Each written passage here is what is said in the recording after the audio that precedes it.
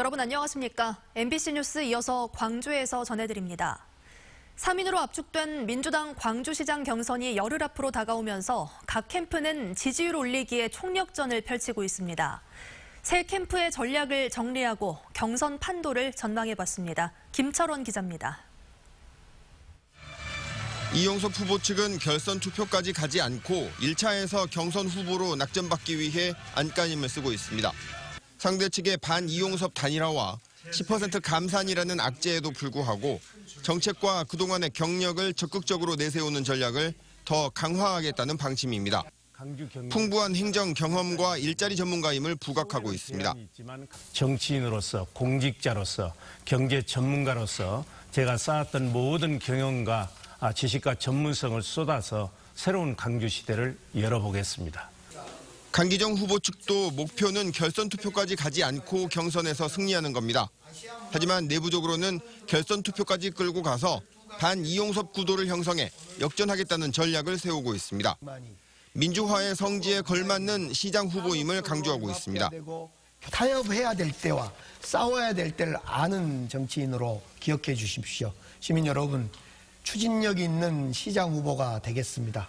양향자 후보 측은 결선 투표까지 가서 대역전극을 노리고 있습니다. 광주시장 경선이 당원 명부 논란과 이합 집산으로 흐려져 정작 정책이 보이지 않는다며 새로운 패러다임의 인물이 필요함을 역설하고 있습니다.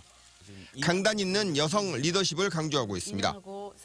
우리 청년들이 일자리가 없어서 먹고 살기 힘들어서 떠나지 않는 광주, 그리고 광주의 브랜드를 되찾겠습니다. 이제 과거의 광주를 미래의 광주로, 세계의 광주로. 민주당 광주시장 경선은 여론조사를 통해 결정됩니다. 권리당원 50%와 일반 시민 50%의 여론조사를 합산해 후보를 결정하는 방식인데 18일부터 20일 사이에 여론조사를 실시하고 결과는 오는 21일쯤 나올 전망입니다. 여론조사까지 남은 열흘 동안 치열한 경선 전쟁이 펼쳐질 것으로 예상됩니다. MBC 뉴스 김철원입니다. 광주 지역 구청장과 지방의원의 민주당 공천 결과는 광주시장 후보가 확정된 뒤에 진행될 것으로 보입니다. 민주당 광주시당은 오는 19일 광주 지역 기초단체장 경선 후보를 확정한 뒤 다음 달 8일을 전후로 후보 공천을 마무리한다는 계획입니다. 시당 관계자는 시의원과 구의원 공천 역시 비슷한 시기에 진행될 것이라고 덧붙였습니다. 광주 전남 공동혁신도시에 있는 공공기관들이 합동으로 채용설명회를 갖습니다. 오는 12일 나주 동신대 체육관에서 열리는 설명회에는 한전과 농어촌 공사를 비롯해 나주에 있는 15개 공공기관이 참여합니다. 이들 공공기관들은 올해 모두 2,569명을 채용하는데 현재 18%인 지역인재 의무 채용 비율에 따르면 463명은 지역인재로 채워질 전망입니다. 지난해에는 지역에서 397명이 채용됐습니다. 고흥 작은 영화관이 개관 2년여 만에 누적 관람객 14만 명을 넘겼습니다. 인구가 줄어들면서 문화사각지대가 우려되는 지역에서 이렇게 작은 영화관이 작지만 큰 역할로 주민들의 사랑방 역할을 톡톡히 하고 있습니다. 보도에 최우식 기자입니다.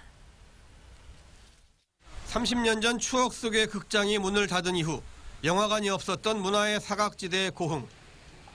지난 2016년 2월에 작은 영화관이 개관해 현재 2개 상영관이 운영되고 있습니다. 최신 영화관 시설에 갓 개봉한 영화 등 4편의 최신 영화가 하루 11차례 상영됩니다. 저녁 시간대와 주말이면 만석이 될 정도로 인기가 높습니다. 전에는 진짜 영화 보고 싶어도 갈 수가 없었어요. 이렇게 갈 기회도 이렇게 또 많지 않고. 근데 가까이 있으니까 가족들하고도 오게 되고 이렇게 또 주말에 또 가족들하고 오면 참 좋더라고요. 고흥 작은 영화관은 개관 2년여 만에 누적 관람객 수가 14만 명을 넘어섰습니다. 현재 도내에서는 8개 시군에서 전국적으로는 37개 시군에서 이 같은 작은 영화관을 운영하고 있습니다.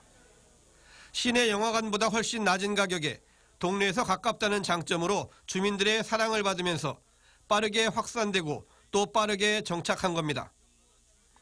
특히 요즘에는 인근 중소도시에서 찾아오는 나들이객들의 운치 있는 원정 관람으로 영화계의 비수기를 피해가는 전략적 가능성도 엿보입니다. 또 영화 상영에만 그치지 않고 지역 문화를 선도하는 기능으로의 재편도 앞으로의 과제입니다.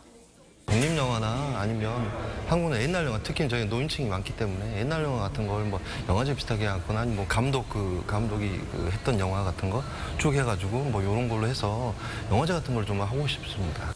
시골 마을의 작은 영화관이 작지만 큰 역할로 지역의 문화와 복지라는 공익적 기능을 넓혀가고 있습니다.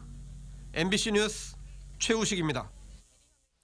광주시의회가 제정한 사회복지시설 감사 조례를 윤장현 시장이 사실상 거부권에 해당하는 제2결정을 내린 가운데 광주시의회가 어떤 결정을 내릴지 주목됩니다. 광주시의회는 내일부터 16일까지 열리는 제268회 임시회 본회의에서 조례안 제의 여부를 결정합니다. 조례가 중복 감사라며 반발하는 복지 관련 기관들은 시의회가 재의결을 통해 조례를 없애야 한다고 주장하는 반면 광주 장애인 차별철폐연대 등 시민단체들은 사회복지시설 투명성 확보와 사회적 약자의 인권 보장을 위해 조례가 필요하다는 입장입니다. 건조한 날씨 속에 전남 지역 야산에서 산불이 잇따라 발생했습니다. 오늘 오후 4시쯤 목포시 대양동의 한 야산 묘지 인근에서 원인을 알 수 없는 불이 나 산림 0.02헥타르를 태우고 1시간여 만에 진화됐습니다. 이에 앞서 오후 1시쯤에는 한평군 나산면의 한 야산에서 불이 나 산림 0.03헥타르를 태우고 3시간여 만에 진화됐습니다. 프로축구 광주FC가 시즌 첫 승에 성공했습니다. 광주FC는 오늘 부산 구덕운동장에서 열린 부산 아이파크와의 시즌 6라운드 경기에서 나상호가 후반 16분 결승골을 넣어 1대0으로 승리했습니다. 이날 경기에서 광주 박진섭 감독도 감독 데뷔승을 거뒀습니다. 광주는 오는 14일 홈에서 안산을 상대로 시즌 2승 도전에 나섭니다. 피트니스 축제 가운데 하나인 피트니스 스타 대회가 광주에서 펼쳐졌습니다. 오늘 광주과학기술원 오룡관에서 열린 피트니스 스타 광주대회에는 프로 선수와 일반인 등 220명이 참가해 피트니스 모델 등 7개 종목에서 기량을 걸었습니다. 경험이 없는 참가 선수들을 위한 종목별 세미나도 열렸습니다. 올해 전라도 방문의 해를 맞아 관광객 유입을 위한 철도 이용권이 출시됐습니다. 철도공사 전남본부는 올해 말까지 일반 열차를 사흘 동안 자유롭게 이용하고 전라도의 주요 관광지에서 할인 혜택을 받을 수 있는 하나로 패스를 판매한다며 수도권 방문객 유치와 도내 관광 활성화에 도움이 될 것으로 기대했습니다. 가고 싶은 섬 영광 송이도와 염산면 향화도를 잇는 여객선이 매일 2차례 정기 운항합니다.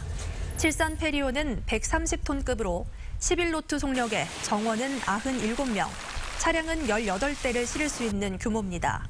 송이도는 몽돌과 소나무, 갯벌, 서해안 낙조까지 비경으로 유명한 섬으로 여객선 항로가 부족해 그동안 방문하기 어려운 섬으로 알려졌습니다. 중학교 교사들을 상대로 한 디지털 교과서 활용 교육이 실시됐습니다. 전남도 교육청은 지난 4일부터 사흘 동안 도내 중등교사 120명을 대상으로 가상현실과 증강현실, 디지털 자료를 활용한 교육 방법을 배울 수 있는 세미나를 열었습니다. 교육청은 앞으로 각 학교의 교사들이 디지털 교과서를 수업 목적에 맞게 선택해 활용할 수 있도록 연수 프로그램 기획과 태블릿 PC 보급을 적극적으로 지원할 계획입니다.